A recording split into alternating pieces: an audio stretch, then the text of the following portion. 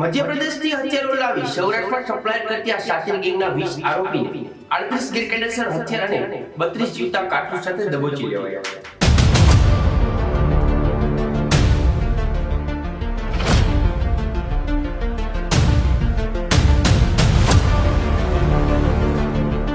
શકીલને પકડ્યા પછી એને 5 હથિયાર સાથે પકડ્યો હતો।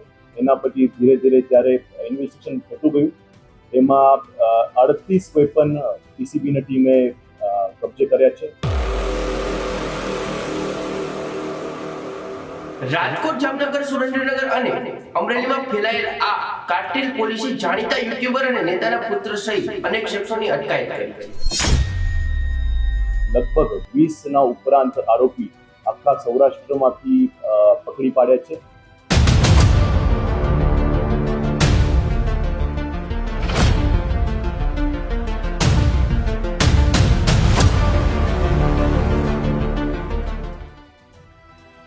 રાજકોટ શહેર પીસીબીની ટીમે એક મોટું ઓપરેશન પાર પાડીને રાજકોટ અને સૌરાષ્ટ્રની અત્યાર સુધીની સૌથી મોટી ગેરકાયદેસર હથિયાર સિન્ડિકેટનો ખુલાસો કર્યો છે।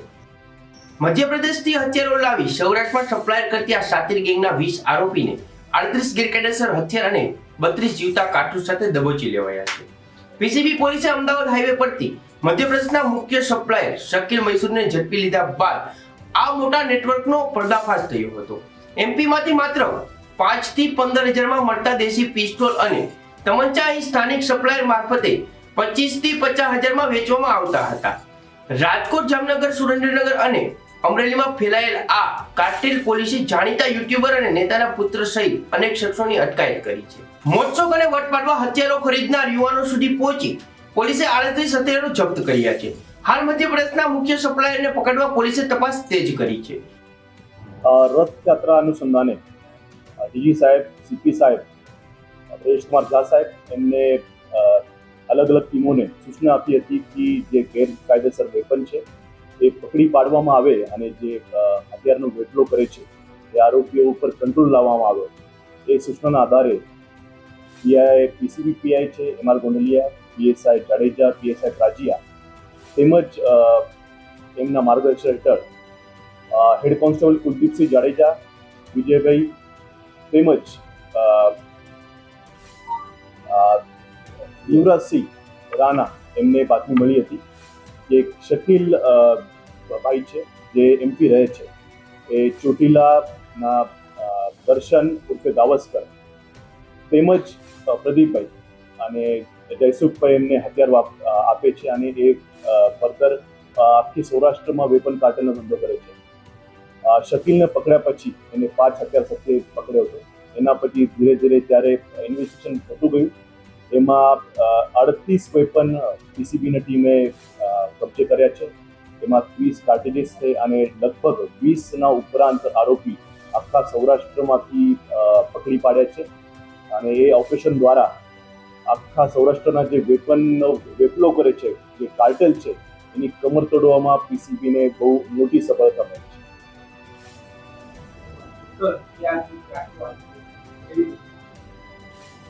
ટોટલ 38 હથિયાર છે એ અલગ અલગ 20 આરોપીઓ દ્વારા એમને પકડવામાં આવ્યું છે અને 32 કાર્ટેજીસ અમને શોધી પાડવામાં આવ્યા છે। એમાં જે શકીલ નામનો આરોપી છે એ મૂળ ધાર જિલ્લાનો રહેવાસી છે અને ધાર જિલ્લામાં જે અલગ અલગ સિકલીકર ગેંગના આરોપીઓ છે જે વેપન બનાવે છે એમના દ્વારા વેપન બનાવી એમને 15 થી 20 હજારમાં શકીલને આપવામાં આવતો હતો અને શકીલ સૌરાષ્ટ્રના અલગ અલગ જિલ્લામાં જેવી કે અમરેલી, સુરેન્દ્રનગર, રાજકોટ રૂરલ, રાજકોટ સિટી, જામનગર આના એવા ઘણા બધા જિલ્લામાં લગભગ 30,000 થી 50,000માં એ વેપન આપતો હતો અને એવી રીતે એ દર્શન ઉર્ફે ગાવસ્કરને આપતો હતો, જયસુખને આપતો હતો, પ્રદીપભાઈને આપતો હતો અને એ આગળ અલગ અલગ લોકોને વેપન આપતા હતા। એવા 20 લોકોને અમે પકડી પાડ્યા છે અને એ મોટું કાર્ટેલ જે હથિયારનું કાર્ટેલ છે એ પકડવામાં રાજકોટ શહેર પોલીસને મોટી સફળતા મળી છે।